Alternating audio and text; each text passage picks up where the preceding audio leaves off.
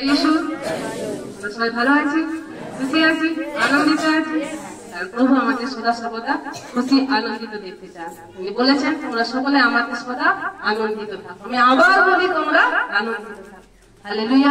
প্রভুকে ধন্যবাদ দিই কি তিনি যোগ্য বুঝেছেন, তার দাসের মাধ্যমে তিনি দায়িত্ব দিয়েছেন কি আজকের এই সানডে প্রেয়ার আমি যেন প্রভু বাক্যকে আপনাদের সামনে রাখি, তার সন্তান সন্ততিদের সামনে আর প্রার্থনা করি। কারণ যে কিছু আমাদের হৃদয়রূপী ভূমিতে যে বীজ বোয়া যাবে সেটা যেন ফল নিয়ে আসে। এই নয় কি বীজ উপরেই থেকে যাবে, বীজ উপরে থাকলে কোনো ফল নিয়ে আসবে না। বীজকে ঢুকতে হবে ভেতরে, কার ভেতরে? হৃদয়ে।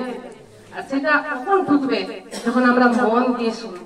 আর মনটা যখন আমাদের এদিক ওদিক ভোট করবে, আমাদের বীজ, প্রভুর বীজ যেটা বাক্য উপরেই থেকে যাবে, ভেতরে ঢুকবে না। আর ভেতরে না ঢুকলে ফল আনবে না, তাহলে বচন শোনা আমাদের বেকার হয়ে যাবে। তার জন্য প্রভু যে বলেছেন সবচেয়ে জাদা তুই নিজের মনকে কন্ট্রোল কর।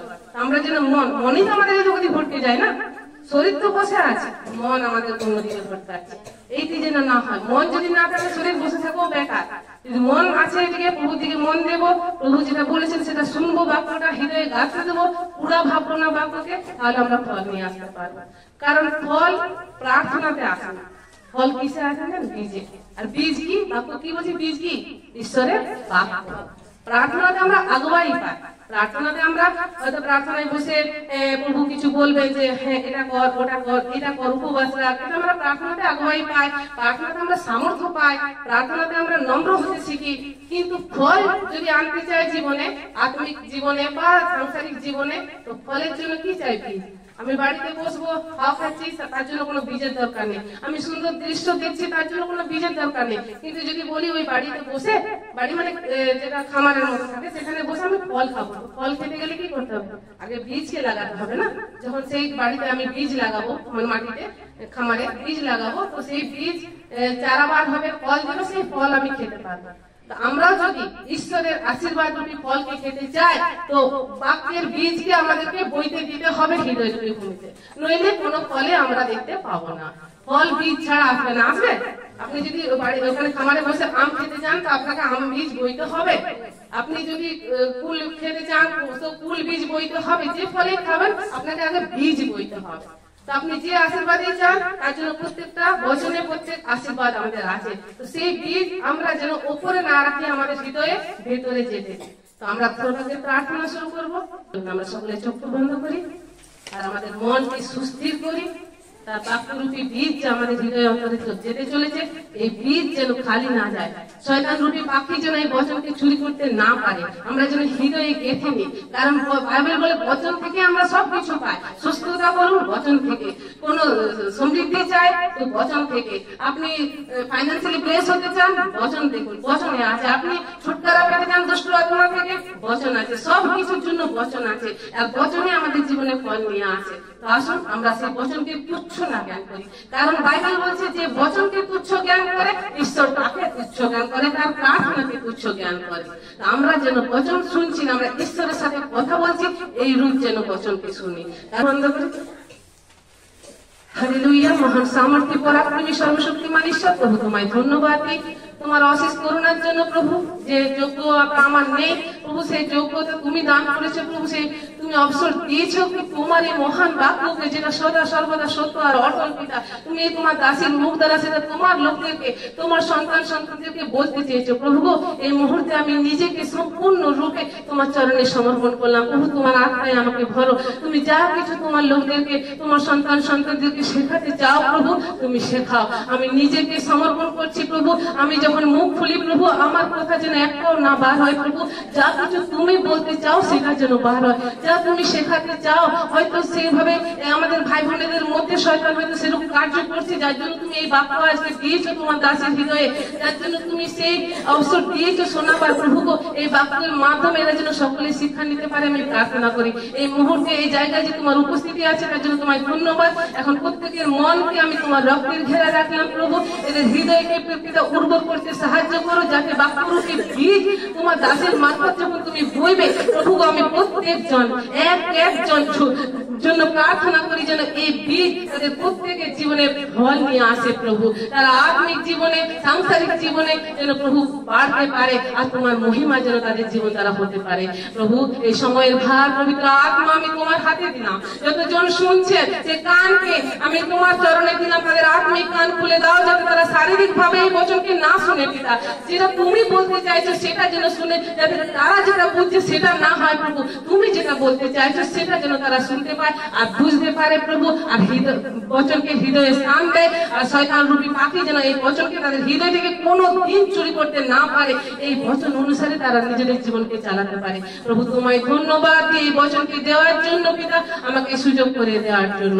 এই সময় বার একবার তোমার হাতে দিয়ে এই প্রার্থনা উদ্ধারকর্তা নাসরতীয় প্রভু যিশু আমরা তোমার নামে চাই, আমেন আমেন। তাহলে আজকে যে বিষয় নিয়ে বলবো সেটা হচ্ছে মানে জ্বলন, জেলসি যাকে বলে। আমরা জ্বলন জানি ঈশ্বরের নজরে পাপ, না? জ্বলন হচ্ছে একটা পাপ, কিন্তু আমরা তবু আমাদের হৃদয়ান্তরে চলে আসে জ্বলন একে অপরের জন্য, কিন্তু এটা ঈশ্বরের নজরে পাপ। তো সেই বিষয়ে যাওয়ার আগে আমি মাটিটাকে রেডি করছি, কারণ গ্রামের লোকেরা আবার শহরও ছোটখাটো কিছু যদি সবজি বানায় তখন সেই মাটিটাকে আগে রেডি করে কিনা, নইলে তো ফসল ভালো হবে না। ওই মাটিতে যদি পাথর থাকে, নোংরা অনেক কিছু থাকে, তাহলে গাছ ভালো হবে না, ফসল ভালো দেবে না। তাহলে আগে মাটিটাকে রেডি করতে হবে। তো সেই মাটিটা রেডি করলে যখন বীজটা আমরা দেবো, সেই বীজ অতি অবশ্যই ফল নিয়ে আসে। হালেলুয়া। কারণ দেখুন বাক্য ফল নিয়ে আসবে, আমি আগেই বললাম। আর আদিতে কি ছিল? বচনে লেখা আছে আদিতে প্রার্থনা ছিল, প্রার্থনা ঈশ্বরের কাছে ছিল, আর প্রার্থনা ঈশ্বর ছিল। আদিতে বাক্য ছিল, বাক্য ঈশ্বরের কাছে ছিল, আর বাক্যই ঈশ্বর ছিল। এই মুহূর্তে যেটা চলছে সেটা ঈশ্বরের কথা চলছে, ঈশ্বরের সাথে আপনারা কথা চলতে চলছে। প্রার্থনা পরে এসেছে, আগে কি এসছে? বাক্য আদি, প্রথম থেকে বাক্য, আর সেই বাক্য সদা সর্বদা থাকবে, প্রার্থনা পরে।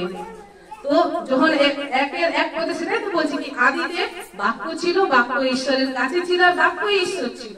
তো বাক্য বলে না যে প্রার্থনা আদিতে ছিল, প্রার্থনা পরে এসেছে। বাইবেলের হিরোদেরকে দেখবো তারা এটা যখন করেছিল তাদের জীবনে কি হয়েছিল, বা বাইবেলের হিরোরা যখন এটা করেনি তাদের জীবনে কত আশীর্বাদ নেমে এসেছিল। হ্যাঁ, আমরা কোথা থেকে শিক্ষা নেবো? বাইবেল থেকে। আমি যে আজ এটা করছি, আমি যে জ্বলন করছি, কারোর প্রতি হিংসে করছি, আমার হৃদয়ে ঈর্ষা আসছে, তা আমি বাইবেলে চলে যাবো। বাইবেলে যারা ঈর্ষা করেছে, বাইবেলে যারা হিংসা করেছে, তাদের গতি কি হয়েছে?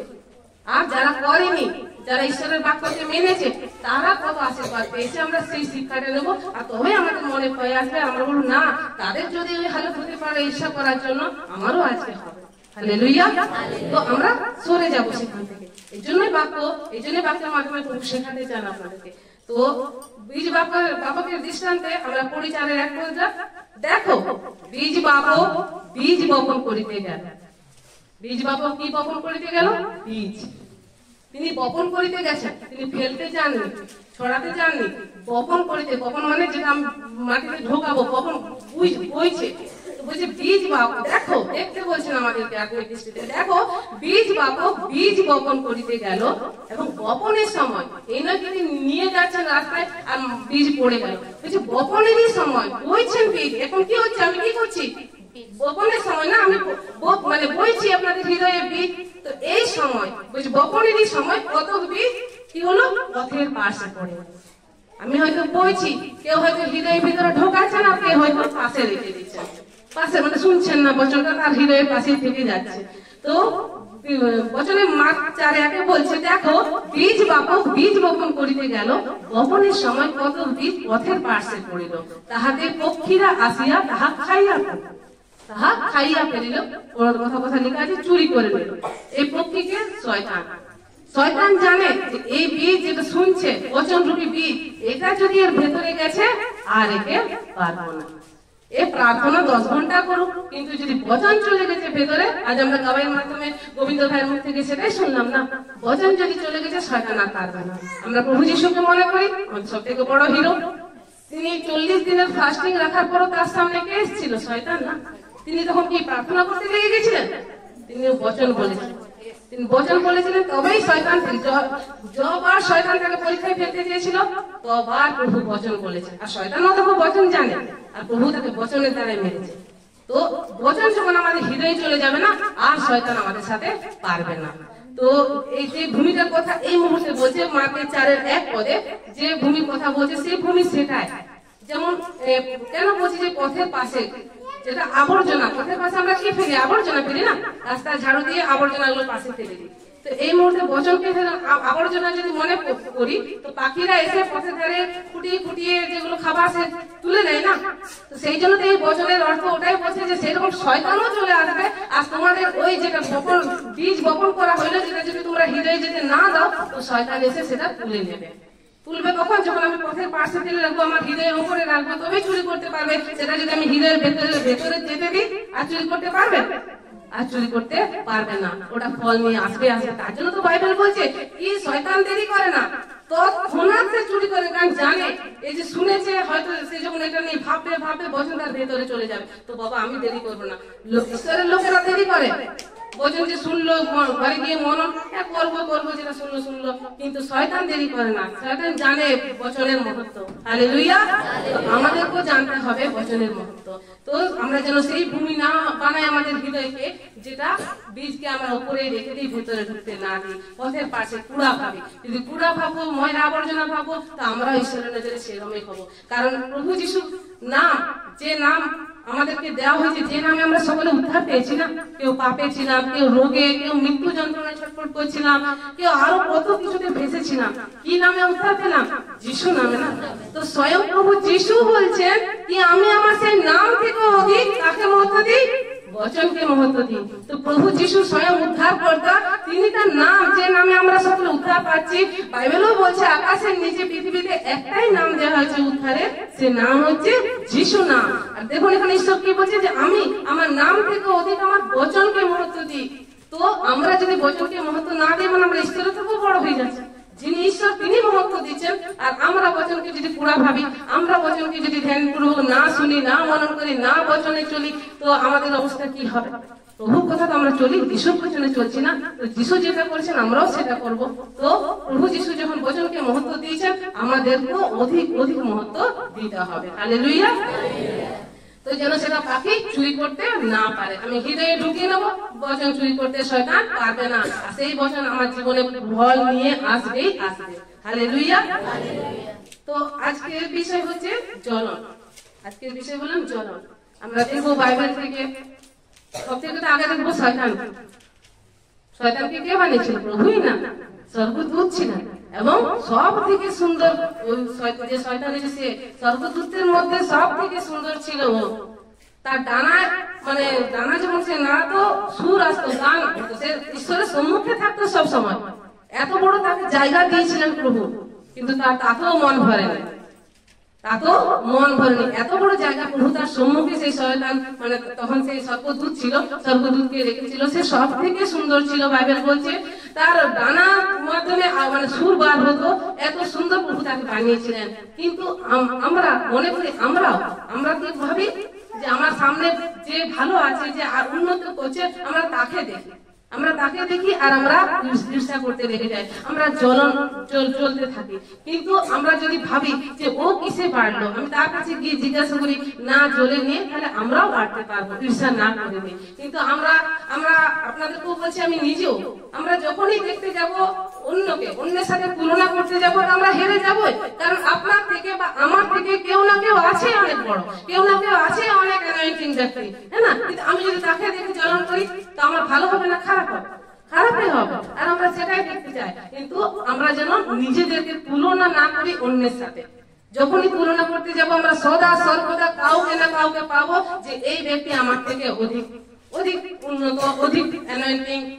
আমরা প্রভু যেটা আমাকে বানিয়েছেন, শয়তান যদি সেদিন এই ব্যাপারটা বুঝে যেত কি প্রভু যে আমাকে স্থান দিয়েছেন, এই স্থান কাউকে দেননি, আমি ঈশ্বরের সম্মুখে আছি, ঈশ্বরের কাছে আছি, আর ঈশ্বর আমাকে সব থেকে সুন্দর বানিয়েছেন। কিন্তু তার নজর চলে গেল কোথায়? ঈশ্বরের সিংহাসন। আমরা যার সাথে জ্বলন করি না, হয়তো সেই আমার উন্নতির কারণ হয়। হয়তো কোন অ্যানোইন্টিং ব্যক্তির সাথে আমি জ্বলন করছি, হয়তো ওই অ্যানোইন্টিং ব্যক্তির দ্বারাই আমি হয়তো উন্নতি হব, আমার জীবনে, আত্মিক জীবনে উন্নতি পাবো, আমার সাংসারিক লাইফে আমি উন্নতি পাবো, তার বোঝানোতে, তার বচন শোনাতে। কিন্তু আমি যদি তার সাথেই জ্বলন করতে লেগে যাই, আমি পাবো ফল, আমার উন্নতি হবে জীবনে, আমি তার সাথেই জ্বলন করছি। শয়তান তো সেটাই করেছিল। স্বয়ং ঈশ্বর যিনি বানিয়েছেন, তাকে এত সুন্দর রূপ দিয়েছে, সে চলে গেল। সব সে পেছনে গুলো দেখলো না যে বাকি স্বর্গদূতকে প্রভু কোথায় রেখেছেন, আমাকে কোথায় রেখেছেন। ওটা তো খুশি নয়, ওর সামনে কাকে বড় দেখতে পেলো, ঈশ্বর। তো বাস ও জায়গাটা নিতে হবে, ঈশ্বরের জায়গা নিতে হবে। তো শয়তানের ভালো হয়েছিল? শয়তান ওই জায়গাটা ছেড়ে তাকে সে পৃথিবীতে আসতে হলো। সে স্বর্গদূত থেকে কি তৈরি হয়ে গেল, শয়তান। তার জন্য কি তৈরি হয়ে গেল, নরক। সে নরক পথযাত্রী হয়ে গেল। সে এমনি কোনো পাপ করেনি। শয়তানও কি পাপ করেছিল বলো? শয়তান উপরে কাউকে হত্যা করেছিল, শয়তান চুরি করেছিল, শয়তান ঈর্ষা করেছিল, জ্বলন করেছিল, ঈশ্বরের সাথে বিরোধ করেছিল। আমরা যখন এগুলো করি, আমরা সেই পাপেরই ভাগী হই। তো জ্বলন হচ্ছে একটা আত্মা, জ্বলন হচ্ছে একটা পাপ। এই যখন আসে মানুষকে মানে ক্ষতিতে পরিপূর্ণ করে দেয়। এটা আমরা বাইবেল থেকেই দেখি। বাইবেল থেকে যখন আমরা পড়ি, যারা এরকম করেছে, যখন আমরা বুঝতে পারি যে প্রভু, আমরা নিজেদের সাথে যখন কথা বলি তো বলি, প্রভু ওই যদি না জ্বলন করে ওই ব্যক্তির কাছে যেত তো কত আজ উন্নতি হতো, আজ আমরা তার বিষয়ে পড়তাম। কিন্তু সেই ব্যক্তি তখন জ্বলন করেছে, আর সে অবনত থেকে অবনত হতে দিয়েছে। হঠাৎ একটা বোনের ফোন আসে, ও বলছে দিদি আমার সব শেষ। ও বপ্তিস্মা নিয়েছে কিছুদিন আগে। দিদি আমার কিছু ভালো লাগছে না, আমার মনে হচ্ছে সব শেষ হয়ে গেল। আমি বলি কেন, এরকম তোমার কেন মনে হচ্ছে? না আমার জন্য প্রার্থনা করো, আমার ভালো লাগছে না, মানে যিশুতে আর ভালো লাগছে না, তার সব কিছু যেন শেষ হয়ে গেল। আমি বলি কেন, এরকম কেন মনে হচ্ছে, তুমি কি দেখলে? আমার মনে হচ্ছে দিদি আমার আর কিচ্ছু নেই। ও এই বলে যাচ্ছে, তার ভেতর কথার সুর থেকে বোঝা যাচ্ছে সে পুরো নিরাশ হয়ে গেছে প্রভুতে। বপ্তিস্মা নেওয়ার পর তার নিরাশা আসছে যে আমি বেকার এলাম প্রভুতে। কি দেখে, কি জন্য? আমি যখন তাকে জিজ্ঞাসা করলাম, আচ্ছা তুমি কি তোমার সামনের ব্যক্তি কাউকে দেখতে পাচ্ছ যে তোমার থেকে পরে এসেছে, হয়তো তুমি তাকে প্রভুতে এনেছো, কিন্তু সে অনেক আত্মিক উন্নতি করছে আর তুমি করতে পারছো না? হ্যাঁ এটাই। তখন আমি বিষয় পেয়ে গেলাম। হালেলুয়া। তখন ওকে বোঝালাম, অনেক বাক্য দিলাম। তাকে যে সেদিন বাক্যগুলো দিয়েছিলাম, সেই বাক্য আজকে আপনাদেরকেও শোনাবো। তাকে বোঝালাম, তারপরে সে বুঝলো, বললো সত্যি আমি যদি না এই বাক্যগুলো পেতাম, আমি হয়তো প্রভুকে ছাড়ারই আমার ইয়া ছিল। যে এত আমি প্রভুকে ভালোবাসি, তো ও বেড়ে যাচ্ছে, আমি কেন বাড়ছি না? বলি যে বাড়ছে তার কাছে যাও, কিভাবে সে বাড়ছে, সে নাইট প্রেয়ার করছে, সে উপবাস রাখছে, সে বচনে নিজেকে কন্ট্রোল ভাবে চলছে, শিক্ষা নাও। শিক্ষা নিতে কি আছে? তুমি তার কাছে যাবে তো তুমি শিক্ষা পাবে যে সে কিভাবে পারছে। জ্বলন করো না, জ্বলন একটা পাপ। এই যখন আমরা জ্বলনকে হৃদয়ে স্থান দিই, আমরা নিজেদেরই ক্ষতি করি। ক্ষতি করেছিল না সেদিন কে? হাবিল আর কাইনের গল্পে আমরা পড়ি, আদি পুস্তক 4 তার 3-7, 3 থেকে 7, সরি 4 তার 3 থেকে 7। যে জ্বলন করেছিল ওই হাবিলের উপরে। এটা যদি জ্বলন না করে যদি যেত তার কাছে, কি ভাই আমার উপহারটা কেন গ্রহণ হলো না, আমি কি ভুল করলাম, আর তোমার উপহারটা গ্রহণ করলো প্রভু, তুমি কিভাবে প্রভুকে উপহার দিলে, আমি একটু শেখাও। সে যদি জ্বলন না করে তার কাছে গিয়ে শিখতো যে তুমি বলো না ভাই কিভাবে তোমার প্রভু গ্রহণ করলো, আমাকে কেন গ্রহণ করলো না। আমরা যদি বচন মন দিয়ে পড়ি, আদি পুস্তক 4:3 থেকে, পরে কালানুক্রমে কুইন উপহার স্বরূপে সদাপ্রভু উদ্দেশ্যে ভূমির ফল উৎসর্গ করলো। কুইন কি করতো? চাষবাস করতো, আর হেবল পশুপালন করতো। তো সে চাষবাসের যা কাজ করে, ও কাজ করে ও প্রভুকে উপহার দেওয়ার জন্য কি করলো? ও উপহার স্বরূপ সদাপ্রভুর উদ্দেশ্যে ভূমির ফল উৎসর্গ করার জন্য নিয়ে গেল। আর হেবলও যে কাজ করতো, সে পশুপালক, সে পশুদের মধ্যে হইতে প্রথম জাত, যেটা প্রভু চান। প্রভু বলেছেন তোদের সন্তানদেরও প্রথম কে আমার রূপে সেটাকে পবিত্র করবি। মনে পড়ে আমাদের প্রভু যিশু যখন জন্মগ্রহণ করেছিলেন, মরিয়ম আর যোসেফ, তাদের হাতে পয়সা ছিল না, তারা অনেক দরিদ্র গরিব ছিল, কিন্তু বাক্যকে মানার জন্য তারা দুটো পায়রাও নিয়ে গেছিল। কেন? এটা নিয়ম ছিল পুরোনো নিয়ম থেকে, কি তোমাদের প্রথম সন্তান আমার উদ্দেশ্যে পবিত্র। যেমন লেভিকে প্রভু বেছে নিয়েছিলেন তার কাজের জন্য, কারণ লেভি প্রথম, তো এই প্রথম সন্তানকে আমাদের জন্য মানে পবিত্র করবে প্রভু বলেছেন। তো প্রভু যিশু প্রথম সন্তান তাদের, তো প্রথম সন্তানকে সে ছাড়াবে কি করে ঈশ্বরের কাছ থেকে? তো ঈশ্বর তার জন্য নিয়ম রেখেছেন কিছু বলি দিতে হবে। তো যাদের টাকা পয়সা থাকতো তারা ভালো ভালো বড় বড় মেষ বলি এই বলি দিত, কিন্তু আমাদের প্রভু যিশু এত গরিব ঘরে জন্ম নিয়েছিলেন যে ওই মেষ বলি দেবার মতো পয়সা ছিল না, কিন্তু তারা বাক্যকে মেনেছে। দুটো কত হলো, দুটো পায়রা হলো, তারা প্রভু যিশুর পরিবর্তে বলি দিয়ে এসেছে। হালেলুয়া। এইভাবে আমরা না পারি বড় করে মানতে, কিন্তু আমরা যদি সেই হৃদয়ে জায়গা দিই বাক্যকে, আর সেই রূপ ভাবে নিজেদের জীবনকে চালাই, তো আমরাও আশীর্বাদ পেতে পারি। হালেলুয়া। এখানে কি বলছে যে প্রথম জাতক হেবল কি করলো, তার পালের প্রথম জাতক কয়েকটি পশু ও তাহাদের মেদ উৎসর্গ করিল। তখন এখান থেকে আমরা মন দিয়ে পড়বো, তখন সদাপ্রভু হেবলকে ও তাহার উপহার গ্রাহ্য করিলেন। হালেলুয়া। আগে প্রভু কাকে গ্রাহ্য করেন? আমি 1 লাখ টাকা নিয়ে যাচ্ছি দান, কিন্তু আমার ভেতরে আছে জ্বলন, আমার ভেতরে আছে পাপ, আমার ভেতরে আছে ব্যভিচার, কিন্তু আমি নিয়ে যাচ্ছি চার্চ হচ্ছে আমার ঢালাই হবে, আমি ফাদারকে দিচ্ছি 1 লাখ টাকা হয়তো দশমাংশ বা দান দিচ্ছি। প্রভু গ্রহণ করবেন না, প্রভু আগে আমাকে গ্রহণ করেন। প্রভু এখানে আগে কাকে গ্রহণ করলেন? লেখা আছে যে হেবলকে প্রথমে, তারপর তাহার উপহার গ্রাহ্য করিলেন। হালেলুয়া। এগুলো আমরা পার হয়ে যাই, আগে আমি পার হয়ে গেছি, কিন্তু যখন পড়ছি সেদিনে তখন এগুলো আমার সাথে কথা বলছে কি প্রভু আগে কাকে গ্রহণ করলেন? আগে টাকাকে, আগে তার দানকে নয়, আগে হেবলকে। কারণ হেবল সেইভাবে সুচি পবিত্র জীবনযাপন প্রভুর সম্মুখে করতো, তবেই প্রভু তার হেবলকে আগে গ্রহণ করলেন, তারপর তার উপহারকে। কিন্তু কইনকে, এখানে দেখেন প্রথমে কইনকে গ্রহণ করেননি, কইনকে ও তাহার উপহার গ্রাহ্য করিলেন না। যখন কইনও গ্রাহ্য হলো না, কইনের উপহার যেটা নিয়ে গেছিল ঈশ্বরের উদ্দেশ্যে সেটা যখন গ্রাহ্য হলো না, তখন ওর কি হলো? এই নিমিত্তে কইন অতিশয় ক্রুদ্ধ হয়ে গেল, অতিশয় রেগে গেল। আমার উপহার গ্রাহ্য করলো না, আমার ভাইয়ের করে নিল। এই নিমিত্তে কইন অতিশয় ক্রুদ্ধ হইল, তাহার মুখ বিষণ্ণ হইল। তাহাতে সদাপ্রভু কইনকে কি বলছে? সদাপ্রভু কইনকে কহিলেন, তুমি কেন ক্রোধ করিয়াছ? তোমার মুখ কেন বিষণ্ণ হইয়া আছে? যদি সদাচরণ করো তবে কি গ্রাহ্য হইবে না? তাহলে ওই সদাচরণ করতেন না প্রভুর সম্মুখে। তো প্রভু কেন তাকে বলছে কি যদি সদাচরণ তুমি করতে তাহলে কি গ্রাহ্য হতো না? এখানে হয়তো ক্লিয়ার করে লেখা নেই।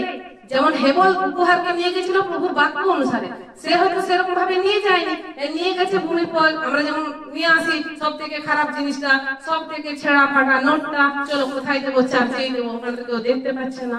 কিন্তু যিনি দেখান তিনি তো দেখেন, তিনি তো দেখছেন যে তুমি কি দিচ্ছ। আমরা ঈশ্বরের উদ্দেশ্যে, আরে ঈশ্বর তার পুত্রকে দিয়ে দিলেন, এত মহামূল্য জিনিস তিনি আমাদেরকে দিয়ে দিলেন, কিন্তু আমাদের যখন কিছু দেওয়ার থাকে তার ঈশ্বরের কাজ, ঈশ্বরের চাই না, ঈশ্বরের কাজের জন্য চাই। ঈশ্বরের কিছু চাই না, ঈশ্বরই আপনাদেরকে দিয়েছে, কিন্তু তার কাজের জন্য তো টাকা চাই। এই যে চার্জ হচ্ছে, লাইট চলছে, কিন্তু ইলেকট্রিক বিল চাই, এটা তো আত্মিক ভাবে নয়, এটা আমাদের লোককে দিতে হবে। এই কাজের জন্য তো পয়সা খরচা আছে, তার জন্য টাকা দিতে হবে।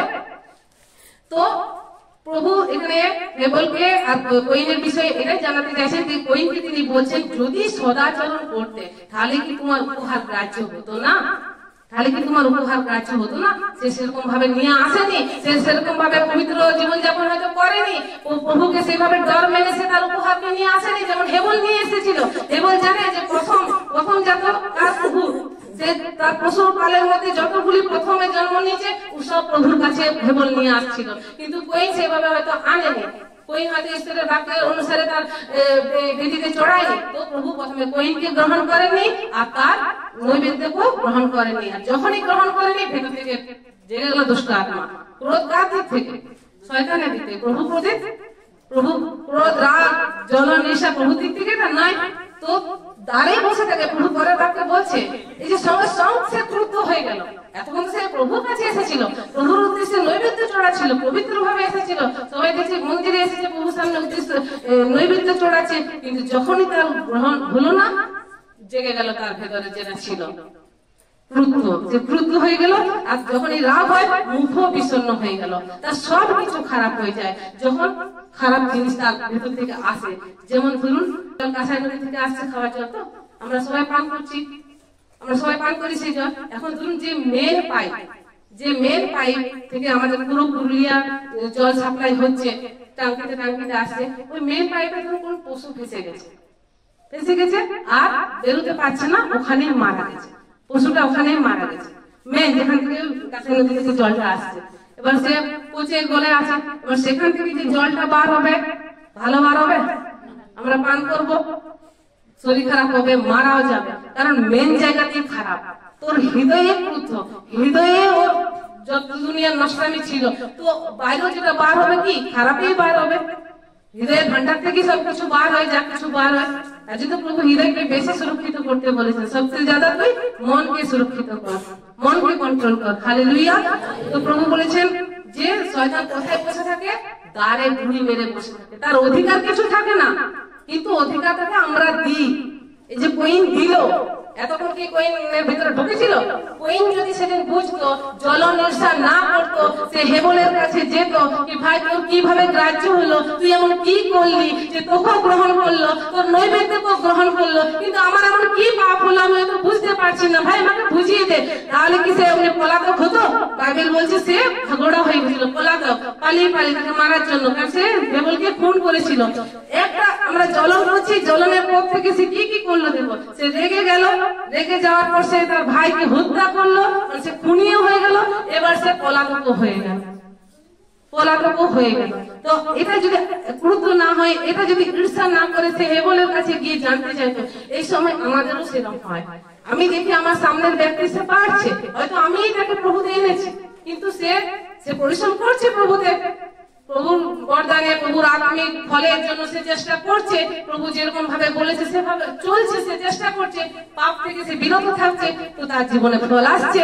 আমি হয়তো সেভাবে চলতে পারছি না, আমার জীবনে ফল আসছে না, আমি করতে পারছি না, ঠিক আছে, কিন্তু আমার সামনে আমার ঘরে ব্যক্তি সে বেড়ে গেল কি, তাহলে এসে যাবে আমার জ্বলন। এটাই যদি আমি বোনের কাছে বা ভাইয়ের কাছে গিয়ে জিজ্ঞাসা করি, ভাই তুমি কিভাবে এত পারলে, কিভাবে তুমি এই বরদান গুলো নিলে, কিভাবে তুমি অন্য ভাষা পেলে, তুমি কিভাবে প্রার্থনা করতে, বলো আমাকে শেখাও। আমরা এটা না করে অনেকে কি করি, জ্বলন করতে লেগে যাই, জ্বলন করতে লেগে যায়। যখন একটা জ্বলন পাপকে ঢুকতে দিই, একে একে একে একে এসে নিয়ে আমার ওইদিকে মন থাকে, আমার প্রার্থনাতে মন থাকে না, আমার বচনে মন থাকে না, ভেতরে ভেতরে আমি চলছি। ও কি করবে, সেদিন ওই ফোনটা হচ্ছিল, যে ফোন করেছিল, যার জন্য আমি এই বচন প্রভু দিয়েছেন, তার মাধ্যমে কি জ্বলন মানুষকে কতটা ক্ষতি করে, এমনকি প্রভু থেকেও বার করে দেয়। এই জ্বলন হিংসা যখন আমাদের আসে, ও হিংসা হচ্ছে ও কি করে পেড়ে গেল, ও কি করে পেড়ে গেল। তো তুমি নিজেও চেষ্টা করো, নিজে পরিশ্রম করো, কারণ প্রভুর সামনে আমরা সবাই সমান, বিশ্বাসের পটরা সবাইকে দেওয়া হয়েছে একই পরিমাণ, বাইবেল বলছে একই পরিমাণ দেওয়া হয়েছে। এবার কেউ সেটাকে অপবিত্র করে, নিজে পাপ টাপ করে, কেউ সেটাকে বাড়াতে থাকে, বিশ্বাসের পরিশ্রম করে নিয়ে সেই বিশ্বাসের ঘটনাটাকে সে বাড়াতে থাকে, আর কেউ কমাতে থাকে, কিন্তু প্রভুর কাছে আমরা সকলেই সমান। প্রভু আমার জন্য শুধু যিশুকে পাঠাননি, সমগ্র মানব জাতির জন্য যিশুকে পাঠালেন, তিনি বলি হয়ে গেলেন, শুধু আমার জন্য বলি হননি, তিনি সমগ্র মানব সৃষ্টির জন্য বলি হলেন। হালেলুয়া। তো এখানে ঈশ্বর এই নয় যে আমি একে ভালোবাসি ওকে ভালোবাসি, ঈশ্বর সবাইকে ভালোবাসে, সবাইকে একই বরদান দিচ্ছে, কিন্তু আমরা সেই অভিষেকটাকে ধরে রাখতে পারি। আর কেউ ওই যে বললাম কাউকে পাঠাতে দেখবো জ্বলনের আত্মাকে, আর যখন জ্বলনের আত্মা আসবে আমি একের পর এক পাপ করবো। কারণ আমরা বাইবেল থেকে দেখেছি, রাজাদেরকে দেখেছি, যখন তারা জ্বলন করেছিল তার কি হয়েছিল। ছিল ঈশ্বরের প্রিয়, ছিল ঈশ্বরের প্রিয়, কেন কুইন হেবল দুজনেই তো ঈশ্বরের সন্তান ছিল না, আদমের সন্তান ছিল, তো ঈশ্বরের সন্তান, কিন্তু একজনের গ্রহণ হলো, একজনের গ্রহণ হলো না, কেউ সদাচরণ করতো, কেউ সদাচরণ করতো না। আর প্রভু নিজে বলছেন কি পাপ কোথায় থাকে, দ্বারে বুড়ি মেরে বসে থাকে, আর বলছে তোমার প্রতি তার বাসনা থাকবে, তোমার প্রতি তার কামনা থাকবে, একে কখন আমি ধরতে পারবো, একে কখন আমি ফেলাতে পারবো। ও চেষ্টা, কিন্তু ছোঁয়ার অধিকার নেই, ছুঁতে পারবে না, ও শুধু চেষ্টা করে যাবে। হবাকে এসে ছুঁয়েছিল, হবাকে এসে ফলটা ধরে দিয়েছিল, আমি আগেবারও বলেছিলাম, ধরে দেয় না, হবাকে শুধু দেখিয়েছি, দেখ, আর হবা দেখেছে কেন, এতদিন ফলটা দেখেনি, এতদিন ফলটা দেখেনি। তো শোনা, যেমন বাক্যে বলে বিশ্বাস কোথা থেকে বাড়ে, শোনা থেকে। শুনবো কি, ঈশ্বরের বাক্য। বাইবেল এটাও বলছে কি সাবধান, শুনছো কি সেটাও তুমি ধ্যান দাও, ধ্যান সে দেখো তুম क्या सुन रहे हो, কি শুনছো তুমি সেটাও দেখবে। ও কি শুনছে, শয়তানের আওয়াজ সে শুনছে হবা, ফল কি সে এতদিন দেখেনি, ওই বাগানেই তো সে ছিল, তো সে কি ওই ফলটাকে এতদিন দেখেনি, কিন্তু শয়তান তাকে যেভাবে পরিচিত করে ফলটাকে দেখালো, কি দেখ হবা কত সুন্দর ফল, কত স্বাদিষ্ট হবে এই ফলটা। তো তখন সেই হিসাবে যখন হবা দেখলো, সে লোভে পড়ে গেল, আর সে পাপেও পড়ে গেল, এমন পাপ যে ঈশ্বর থেকে তাকে দূরে করে দিল শয়তান। তো শয়তান আমাদের দ্বারে বুড়ি মেরে থাকে, আমরা যখন তাকে অধিকার দিই তখনই সে কাজ করতে পারে। কিন্তু যদি আমাদের ভেতরে বচন থাকে, আমাদের ভিতরে সেদিন যদি ওই সেই ঈশ্বরের বাক্যকে ব্যবহার করতো, সে যেহেতু হেবলের কাছে না, প্রভু আমাদেরকে রাগ করতে রোজ করতে মানা করেছে, তাহলে আমি হেবলকে জিজ্ঞাসা করি, আমিও জেনে যাবো, পরের বার আমি নৈবেদ্য নিয়ে যাবো, আমারও রাজ্য হবে, তাহলে তাকে পলাতক হতে হতো না। আজ আমরা তার বিষয়ে পড়বো, যেমন হেবলের বিষয়ে প্রভু দেখিয়েছেন, আর আমরা যাবো সাউলের বিষয়ে, সেখানেও আমরা দেখবো যে শৌল যখন দাউদের উপর জুলুম করলো, শৌলের কি অবস্থা হয়েছে।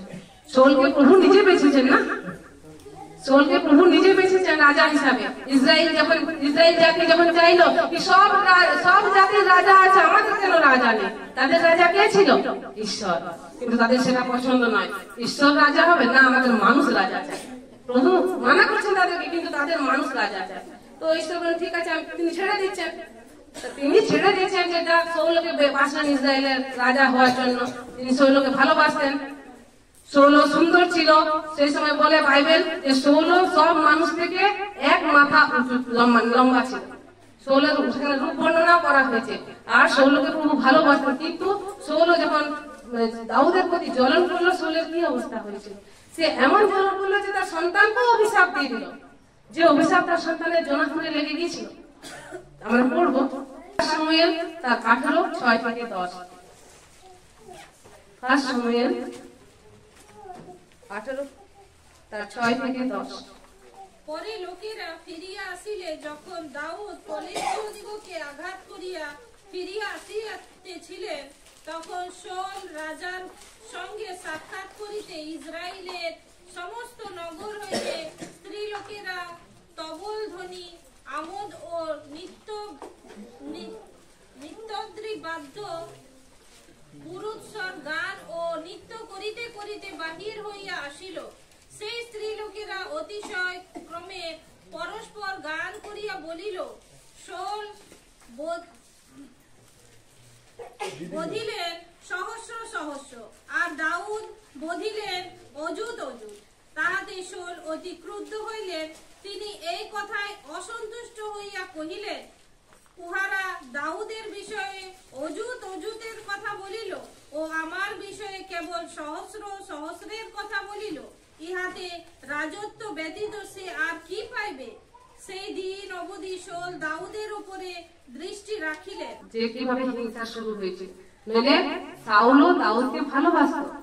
যখন ফলিস্তীয়কে মেরেছিল গালিয়াতকে, তখন থেকে শাউল রাজা দাউদকে তার কাছে রেখেছিল। আমরা 18:1 থেকে যদি পড়ি কি যখন মেরে আসছে, তখন দাউদকে জিজ্ঞাসা করছে শাউল যে তুমি কার পুত্র? তখন তিনি বলেন, আর দাউদকে তিনি বাড়ি ফিরে যেতে দেননি। দাউদ কার সাথে থাকা শুরু করেছিল? 18 যদি আমরা 3-4 থেকে পড়তে থাকি। আর জোনাথন ও দাউদ এক নিয়ম করলেন, কেননা জোনাথন তার প্রাণের তুল্য তাকে ভালোবাসতেন। জোনাথন হচ্ছে শাউলের পুত্র, আর তিনি দাউদের সাথে তিনি নিয়ম করলেন, তিনি খুব ভালোবাসতেন। আর জোনাথন আপন গাত্রের পরিচ্ছদ খুলিয়া দাউদকে দিলেন, নিজের সজ্জা, এমনকি নিজের খড়গ, ধনু, কোটি বন্ধনও দিলেন। একজন রাজার পুত্র, সে দাউদকে এত ভালোবাসত যে নিজের যে অধিকার সেটাও দাউদকে দিয়েছিল। শৌল কখনো কিছু বলেনি, কারণ শৌল তখনও দাউদকে ভালোবাসতো, তখনও ঈর্ষা তার মনে আসেনি, তখনও দাউদ তার জন্য লড়ছে। আমরা পরে বাক্যে পড়ি পাচ্ছে কি পরে শৌল দাউদকে যে কোনো স্থানে প্রেরণ করেন, দাউদ সেই স্থানে যান ও বুদ্ধিপূর্বক চলেন। কারণ দাউদের ভিতরে কার আত্মা ছিল? ঈশ্বরের আত্মা। সে যেখানেই যেত সে বুদ্ধিপূর্বক ভাবে চলত, যার জন্য শাউল রাজা তার প্রতি খুব খুশি ছিলেন। এত বড় গালিয়াতকে সে মেরে দিল। ওই ছোট গালিয়াতের সামনে সে অনেক ছোট পুত্র, কিশোর বালক, কিন্তু গালিয়াতকে মেরে দিল ও প্রভু সামর্থ্য নিয়ে। হালেলুয়া। তো বুদ্ধিপূর্বক চলেন, এবং এই জন্য শৌল যোদ্ধাদের উপরে কর্তৃত্ব পদে তাহাকে নিযুক্ত করলেন।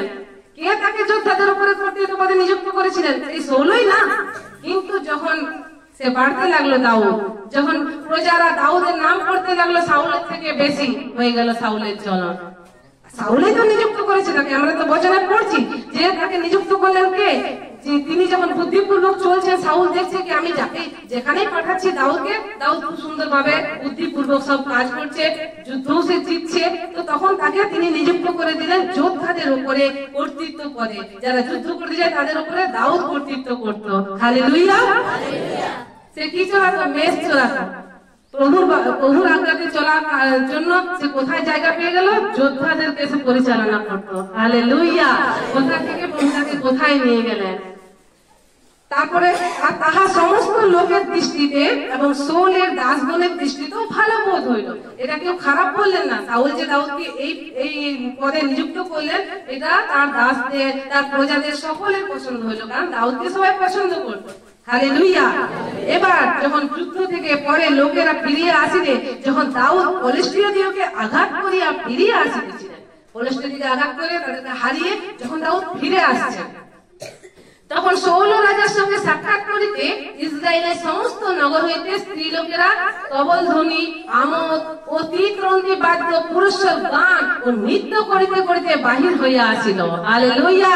দাউদ তাদেরকে বিজয়ী করেছে, ফিলিস্তীয়দের হাত থেকে রক্ষা করেছে, সে গালিয়াতের হাত থেকে রক্ষা করেছে। তো মেয়ে ছেলেরা সকলে আনন্দ করে সেখানে সাক্ষাৎ করতে যাচ্ছে শাউলের কাছে, দাউদের জন্য দেখা করার জন্য, দাউদ জিতে এসেছে।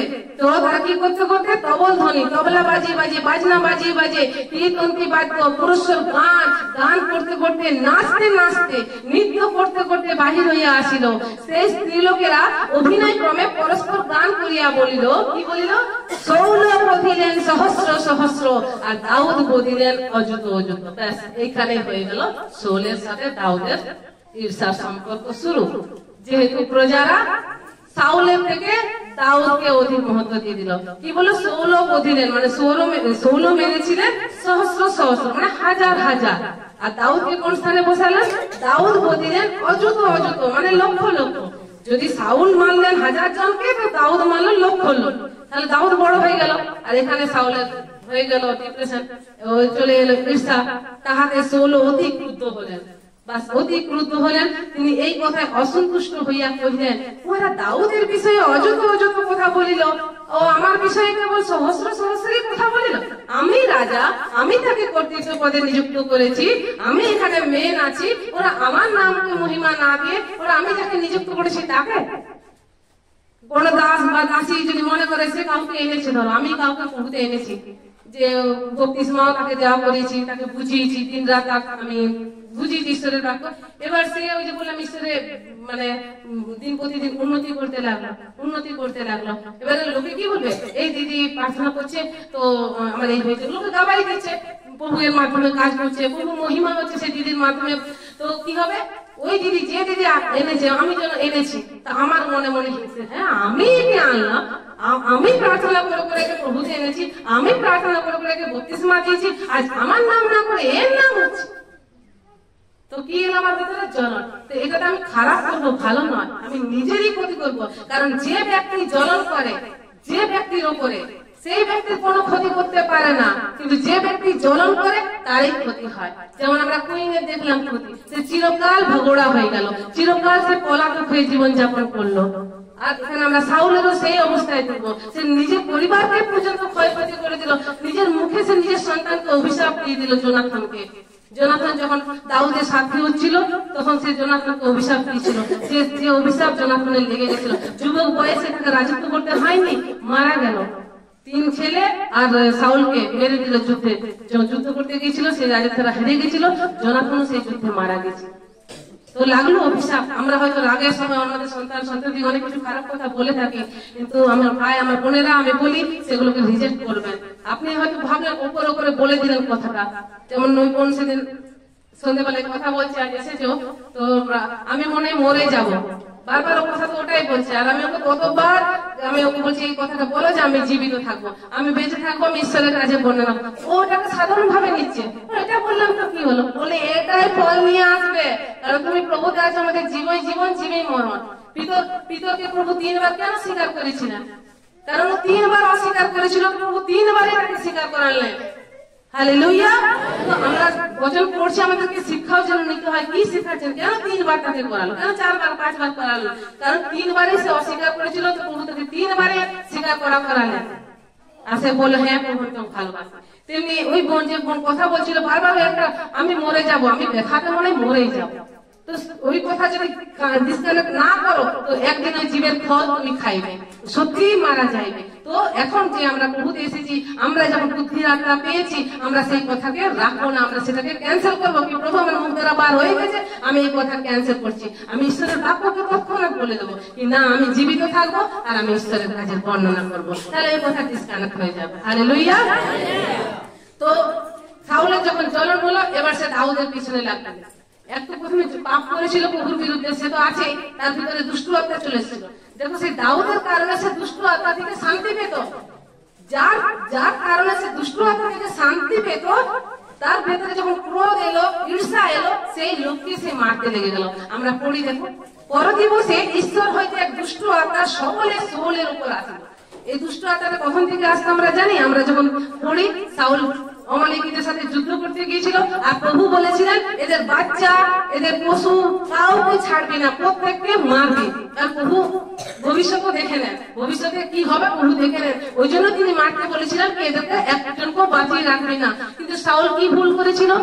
প্রভু বললেন সবাইকে মারবি, এবার সে নিয়ে এসছে প্রভুর জন্য ভালো ভালো হৃষ্টপুষ্ট গাভী গুলো, ভালো ভালো দাস দাসী গুলোকে আমার রাজ্যের কাজ করবে, প্রভু সেবা করবে, এই ভেবে সে প্রভু ভেবে নিয়ে এসেছিল। কিন্তু প্রভু কথা পেতেনি। তো প্রভু বলেছিলেন আমি কি বলিদানে খুশি হই না আমি আজ্ঞা পালনে খুশি হই? প্রভু তার দাস সমুয়েলের মাধ্যমে শাউলের সাথে কথা বললো কি প্রভু কি বলিদানে প্রীত হয়? প্রভুকে দান দিয়ে অনেক মানুষ প্রভু খুশি হন না, প্রভু তখনই খুশি হন। তার ইচ্ছা এটা যেন আমরা তার বাক্যে চলি। আমি কিছু না দিয়ে, আমি 1 টাকাও না দিয়ে আমি চাচ্ছি, কিন্তু আমি যদি তার বাক্যে চলছি তো প্রভু সেটা দেখেন। আর আমি দিয়ে যাচ্ছি কিন্তু আমি আমার জীবন ঠিক নেই, প্রভু দান দেন না, গ্রহণযোগ্য হবে না। প্রভু যে বল আমি জানি না তোকে, দান তো দূরে আমি তোকেই জানি না। হেবলকে সেদিন চিনেছিল, কোয়েনকে সেদিন চিনেনি। কোয়েনের নৈবেদ্য কখনোই করলো না, কারণ সে সদাচরণ করতো না। তো শাউল এই যখন হিংসা চলে এলো, এবার সে যে তাকে বাঁচাচ্ছে, আমাদের ভেতরেও যখন হিংসা চলে আসে, যার কারণে আমি উন্নতি হচ্ছি, যার কারণে আমি আত্মিক লাইফে বাড়ছি, কি হয়ে যায়? আমি ক্ষতি করে নিই, আমি ক্ষতি করে নিই কি ওই ব্যক্তির সাথে আমি হিংসা করে নিই, কি ওই ব্যক্তির কারণে আমি বাড়ছিলাম।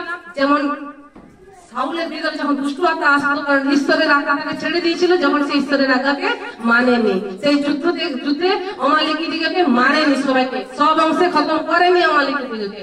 সে যখন প্রভুর জন্য নিয়ে এসেছিল কিছু কিছু, প্রভু সেই সময় তাকে ছেড়ে চলে গেল। তার ভিতরে কি চলে এলো? দুষ্ট আত্মা। শাউলের ভিতরে প্রতি দুষ্ট আত্মা একবার করে এসে তাকে জ্বালাতন করতো। আর কার গানের মাধ্যমে, কার বিনা বাজানোর মাধ্যমে সেই দুষ্ট আত্মা তাকে ছেড়ে যেত আর সে শান্তি পেত? সেই দাউদের। তো ওই যে ঈর্ষা হওয়ার পর থেকে, আগে এরকম হতো, তখন কিছু নেই, কিন্তু যখনই ওই যে প্রজারা নাম করে দিল দাউদের, তখন তারপরে ঘটনা কি? পর দিবসে, যে দিবসের মেয়ে ছেলেরা নাচ করতে করতে, গান করতে করতে দাউদকে মহিমা দিচ্ছে কি দাউদ বদিলেন অযুত অযুত, এই গান যেদিন হলো, রাজা যেদিন অসন্তুষ্ট হলেন, ক্রুদ্ধ হলেন, তারপরে তার মনে ঈর্ষা এখনো আছে দাউদের প্রতি। এই দাউদের নাম করছে আমার নাম ছেড়ে দিয়ে আমি রাজা। পর দিবসে ঈশ্বর হইতে এক দুষ্ট আত্মা সবলে শাউলের উপরে আসিল এবং তিনি গৃহ মধ্যে প্রলাপ বকিতে লাগলেন। দুষ্ট আত্মা এলে যেমন উল্টাপাল্টা বকে, ও রাজাও বকতে লাগলো। তো আর দাউদ প্রত্যহ প্রতিদিন যেমন করিতেন সেই রূপ হস্ত দ্বারা বাদ্য বাজাইতেছিলেন। তিনি হাত দ্বারা বাজনা ওই গানটা বাজাতেন, বিনা বাজাতেন, তখন দুষ্ট আত্মা তাকে ছেড়ে চলে যেত। সেদিনও দাউদ তাই করছে যে আমি বাজাই, তার তো ধ্যান এসে বাজাচ্ছে যাতে রাজা ঠিক হয়ে যায়। কিন্তু শাউলের ভিতরে ছিল হিংসা, সে কি করছে? তখন শাউলের হস্তে তাহার বর্ষা ছিল, শাউল সেই বর্ষা নিক্ষেপ করিলেন আর কি বলিলেন? আমি দাউদকে ভিত্তির সঙ্গে গাঁথিব। আরে তুই কাকে গাঁথছিস? যার জন্য তুই দুষ্ট আত্মা থেকে বাঁচছিস, যার জন্য তুই প্রভু থেকে আশীর্বাদ পাচ্ছিস, যার প্রার্থনার কারণে আজ তুই প্রভুতে আছিস, যার কারণে তুই প্রভু তোকে সাহায্য করেছিস, যার প্রার্থনার দ্বারা কেউ হয়তো আপনার জন্য প্রার্থনা রাখছে, উপবাস রাখছে, দিন রাত প্রভুর কাছে চোখের জলে প্রার্থনা করছে, আর সেই ব্যক্তির সাথে যদি আপনি হিংসা করেন তো কি হবে? ওই দাউদের জন্য শাউল বেঁচে যেত দুষ্ট আত্মা থেকে, কিন্তু শাউলের জীবনে যখন হিংসা এলো দাউদের প্রতি, ওই দাউদকে শয়তান তো সেটাই করে, যে দাউদের জন্য শাউল বাঁচতো, শাউল দাউদকে মারতে চলে গেল। যখন সে বাজাচ্ছে বিনাটা, কি দুষ্ট আত্মাটা বার হয়ে যায়, সে বলছে দাউদকে আমি পুরো ভিত্তির সাথে গেঁথে দেবো। এই কারণে দাউদের সাথে তো হলো, এবার সে তার ছেলেকে অভিশাপ দিচ্ছে। আমরা যখন যাবো যে জোনাথন যখন দাউদকে ভালোবাসে, তুমি এমনি কেন করছো, এমনি কেন করছো? দাউদ তো কোনো দোষ করেনি, দাউদ তো তোমার ভালো করে। তখন জোনাথনকে কি বলছে, যেটা আমরা 20-30 পদে পড়বো, তখন জোনাথনের প্রতি শাউলের ক্রোধ প্রজ্বলিত হইল। এবার অভিশাপ দিচ্ছে। কি অভিশাপ দিয়েছিল জোনাথনকে? যখন জোনাথন দাউদের হয়ে শাউলকে বলতে যাচ্ছে, বাবা তুমি কেন ওকে মারছো?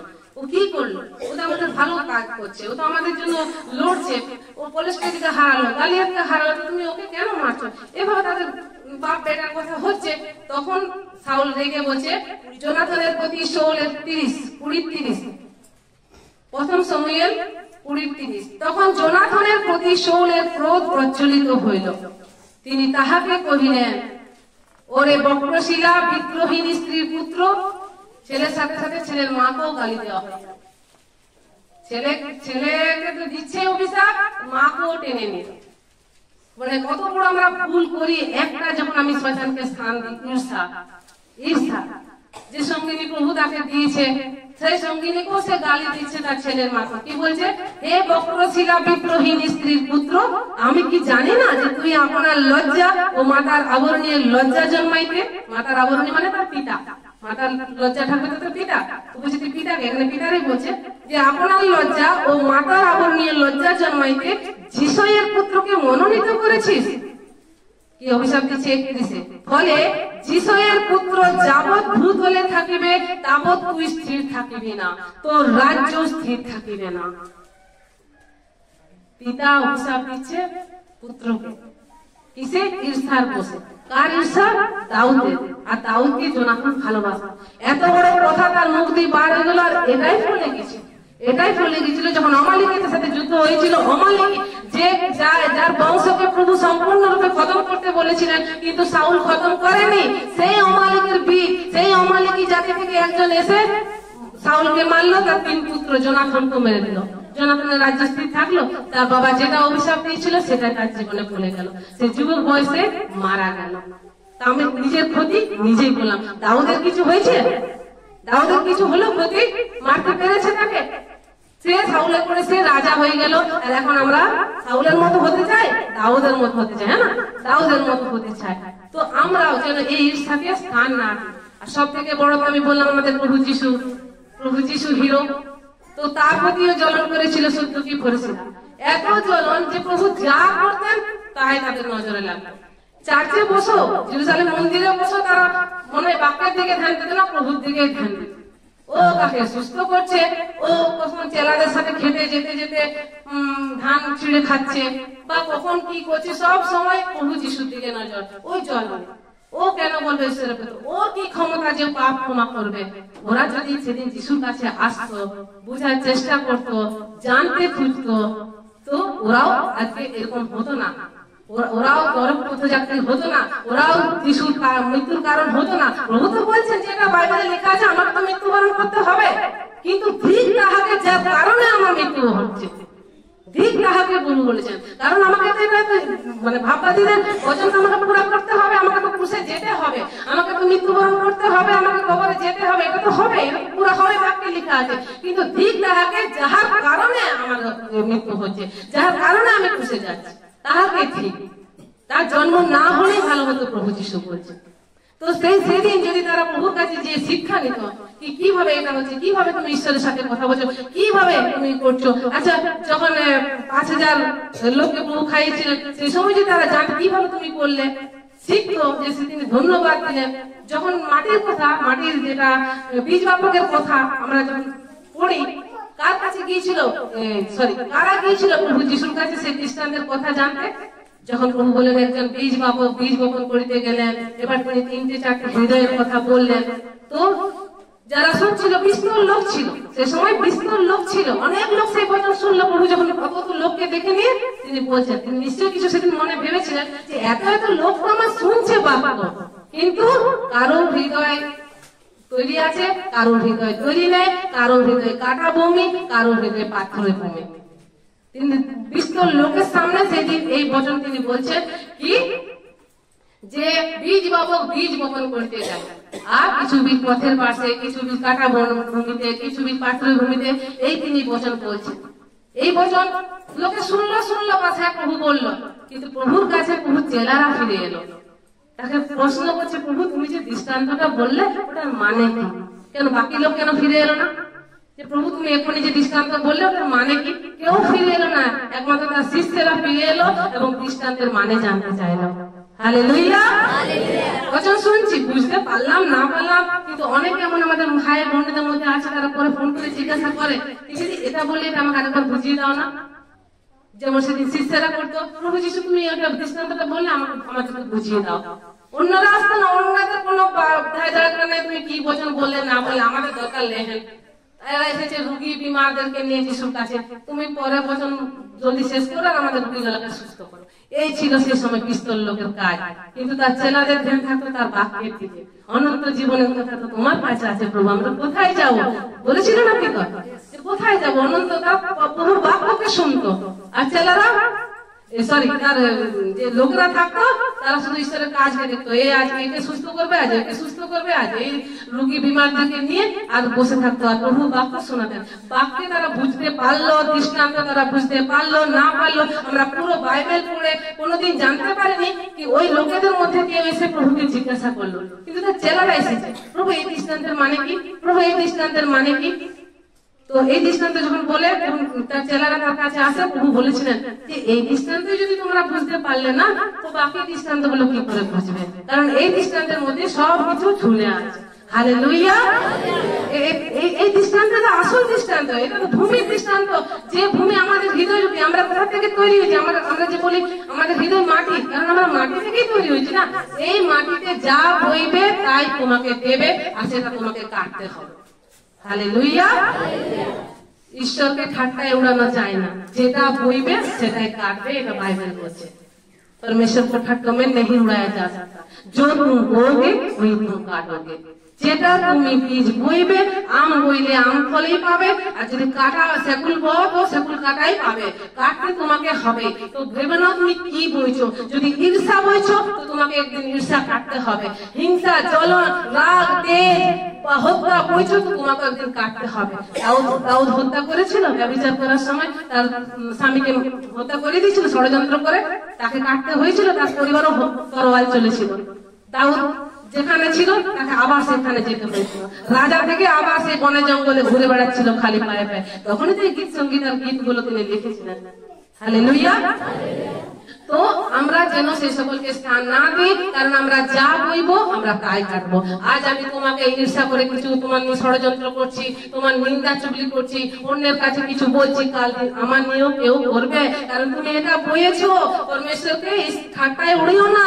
তার পরমেশ্বরকে মানে তার বচনকে ঠাট্টায় উড়িও না। যা বাইবেলে লেখা আছে যেটা বইবে সেটা কাটবে। যেমন আগেবার আমি বুঝিয়েছিলাম না ঈশ্বরকে বোকা, যে ঈশ্বর বলেছেন তোমাকে কেউ মারলে তুমি তার জন্য প্রার্থনা করবে, এক গালে মারলে আরেক গাল পেতে দেবে। কেউ তোমাকে অভিশাপ দিলে তাকে অভিশাপ দিও না, তার জন্য প্রার্থনা করবে, তাকে তুমি আশীর্বাদ দেবে। কেউ অভিশাপ দিলে আমাদেরকে কি করেছিলেন, কি করতে বলেছেন প্রভু? আশীর্বাদ দিতে বলেছেন। তো প্রভু কি বোকা? কারণ প্রভু জানেন বাইবেল বচন কি বলছে, ঈশ্বর কি বলছেন, যে আমি যেটা বলবো, একটা বোনের সাথে আমার ঝগড়া হচ্ছে, ধরো ও আমাকে অভিশাপ দিয়েছে, তোর এই হয়ে যাবে, তোর ওই হয়ে যাবে। তো কি বলছে? খারাপ হয়েছে না? আর আমি প্রভু যেটা বলেছে সেটা মানছি। আমি বলি না, আমার প্রভু মানা করেছেন অভিশাপ দিতে, আমার প্রভু মানা করেছেন জ্বলন রাখতে, তো আমি তার জন্য আশীর্বাদ দিই। যা প্রভু তোকে ভালো করো, তুই আশীর্বাদ পা, তোর পরিবার ফলুক ফুলুক, আমি তাকে আশীর্বাদ করছি। তাহলে আমি কি বলছি? আশীর্বাদ। আর সে কি বললো? অভিশাপ। তো পরে সে কি কাটবে? অভিশাপ। আমি কি কাটবো? প্রভু অতি বুদ্ধিমানদেরও বুদ্ধিমান। তিনি এই জন্যই বলেছেন যে তুই ভালো কিছুদিন পর তুই ভালো কাটবি, খারাপ বইস না, ঝগড়া ঝাঁটি বইস না, ওটাই তোকে কাটতে হবে। ঈর্ষা বইস না কারোর প্রতি, এটা তোকে কাটতে হবে। ঈর্ষার ফল কোনোদিন ভালো হয় না। আমরা দাউদের থেকে, সাউলের থেকে, আমরা কইনের থেকে আমরা জানতে পারলাম, যে আমরা শয়তান থেকেও শিক্ষা নিতে পারলাম না, যে শয়তান কি জায়গায় ছিল, প্রভু আপনাকে কি জায়গায় রেখেছেন, কি তার কি ইচ্ছা আপনার জন্য আপনি জানেন না। কিন্তু ওই যে জ্বলন করে নিলেন শয়তান পরে হলো, যখন সে স্বর্গদূত ছিল, প্রভু তার জন্য অনেক কিছুই আমরা ভেবেছিলেন, কারণ সে ঈশ্বরের সম্মুখে থাকতো, তাকে সেই সিংহাসনের সামনে তাকে জায়গা দিয়েছিলেন। ঈশ্বর নিশ্চয়ই আরো তার জন্য কিছু ভেবেছিল, কিন্তু সে নিয়ে এলো ঈর্ষাকে, সেখান থেকেও ফেলে দিল, এমনকি দানাও কেটে দিল। তো আমরাও উঠছি, কিন্তু আমরা যদি ঈর্ষাকে নিয়ে চলে আসি, আমরা সেই স্থান থেকেও হাত ধুয়ে বসবো, যে স্থানে প্রভু আমাদেরকে রেখেছেন। বাইবেল বলছে তোমার অধিকার কোথায় পড়ে আছে? মানরজ্জু স্থানে। मन भावनी स्थान में पड़ा हुआ है हमारा अधिकार, যেটা হিন্দিতে বলছে মানে আমাদের অধিকার। প্রভু যেটা আপনাকে দিতে চান ওটা কেউ নিতে পারবে না। হালেলুয়া। ওটা পালে আপনি হারাতে পারবেন। প্রভু আমার জন্য যেটা ভেবেছেন, প্রভু আপনাদের জন্য প্রত্যেকের জন্য যেটা যেটা দেবার ভেবেছেন তিনি যথা সময়ে যথা রীতিভাবে আপনাদেরকে দেবেন। তার আগে পর্যন্ত ঠিকভাবে চলুন। কিন্তু আমরা ভাবি ও আমারটা নিয়ে নিল, ও পরে এসে নিয়ে ও বেশি অভিষেক পেয়ে গেল। না, প্রভু আপনার জন্য রেখেছেন, আপনি চলুন তো। কিন্তু আমরা চলার আগে ঈর্ষা নিয়ে চলে আসে, ও কেন বেড়ে গেল, ও কেন এরকম হয়ে গেল, আমার থেকে আগে কি করে চলে গেল। তো ঈর্ষাকে জায়গা দিয়ে আমরা শয়তানের যে জায়গাটা ছিল শয়তান সেখান থেকেও পতিত হয়ে গেল। আমরা প্রভু আমাদেরকে বেঁচেছেন কোন একটা উদ্দেশ্যে না। আমরা অনেক অধিকার মানরজ্য স্থানে পড়িয়া আছে, আমাদের অধিকার কেউ নিতে পারবে না। আপনার যেটা অধিকার প্রভু আপনাকেই দেবেন, কাউকে দেবেন না। আপনি এটা মনে করবেন না ও বেড়ে যাচ্ছে, আরে ও অধিকারটা পাচ্ছে, আমি আমার অধিকারটা পাচ্ছি। আপনার দরকার প্রভুকে দেখা, ওই ব্যক্তিকে দেখা নয় কে বাড়ছে না কে কমছে। হালেলুয়া। এটা যখন দেখতে যাব, যখন তুলনা করতে যাব, তো সাউলের মতো আমাদেরও মনে হিংসা চলে আসবে, কইনের মতো আমাদের মনে হিংসা চলে আসবে। তো আমরা যেন হিংসাকে জ্বলনকে আমাদের স্থান না দিয়ে আমাদের হৃদয়ে, কারণ বাইবেল বলছে জ্বলন একটা পাপ, আর পাপ করা মানে ঈশ্বর থেকে দূরে যাওয়া। তো আমরা যেন এই পাপ না করি, না ঈশ্বরের থেকে দূরে যাই। তাই আমরা বলি যেন প্রভুর বাক্যকে আমরা হৃদয়ে গেঁথে রাখি। আজ থেকে যদি কারোর জন্য আপনাদের জ্বলন আছে, বা আমিও বচন দুজনকেই কাটে, শ্রোতা বক্তা দুজনকেই, আমারও যদি কারোর উপরে জ্বলন আছে, কিছু আছে, তা আমরা কি করব? রিজেক্ট করব। আমরা দেখবো এদের চরিত্রকে, এরা কি হয়েছিল, কি ভালো হয়েছিল জ্বলন করেনি, শয়তানের ভালো হয়েছিল, স্বর্গদূত থেকে শয়তানে পরিণত হয়ে গেল, ওই ঈশ্বরের সন্তান থেকে পলাতক হয়ে গেল, ঝগড়া হয়ে গেল, সাউল মানে মৃত্যুবরণ করে রাজার পদ থেকেও নেমে গেল, আর তার পুত্রকেও হারালো, তার বংশটাই চলে গেল। হালেলুয়া। আমরা এই শিক্ষা নেব, জ্বলনকে, ঈর্ষাকে, হিংসাকে আমাদের হৃদয়ে আসতে দেব না। আসতে চেষ্টা করবে, আমরা যিশুর নামে রিজেক্ট করব। আজকের এই বচনকে খেয়াল রাখবো যে ঈর্ষা করে কার কি লাভ হয়েছে, বরং তার কাছে যাও, জিজ্ঞাসা করো কি তুমি কিভাবে বাড়ছো, তোমার দ্বারা এত কি করে কাজ হচ্ছে, তুমি কি এমন করছো। কারণ প্রভু তোমার জন্য রেখেছেন। প্রভু এই বাক্য শুধু আমার জন্য নয়, এই বাক্য সবার জন্য। যে সেটাকে মানে বিশ্বাস করে সেটাকে রিসিভ করবে, তার জন্য বাক্য জীবন্ত হয়ে উঠবে। আর যেটা পুরা ভাববে তার জন্য পুরাই থাকবে, বাক্যটা ছিল পুরাই থাকবে, কিছু ভিতরে ঢুকতেই যাবে না, কোনো ফল আসবে না।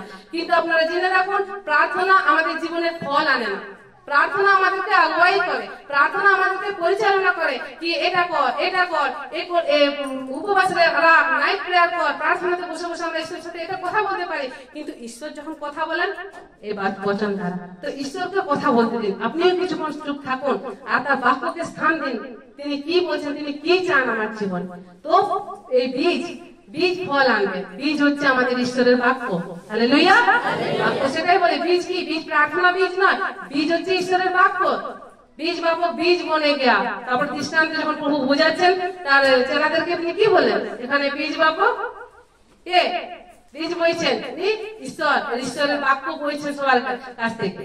আর হৃদয়ের ভূমিগুলো হচ্ছে এরা। তো কেউ আছে কাটা বনে, কেউ আছে পাথরি, কেউ আছে উর্বর। যে উর্বর সে 100 গুণা, 60 গুণা, 30 গুণা ফল নিয়ে আসবে। হালেলুয়া।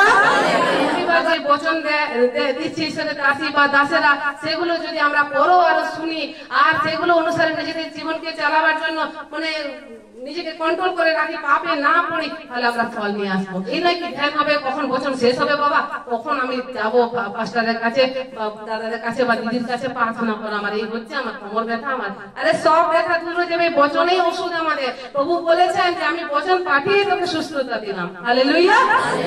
তো যখন বচনকে স্থান দেবেন, আপনি সুস্থতা এমনি এমনি পেয়ে যাবেন। বাক্যের মাধ্যমে প্রভু সকলকে আশীর্বাদ করুন। আমেন।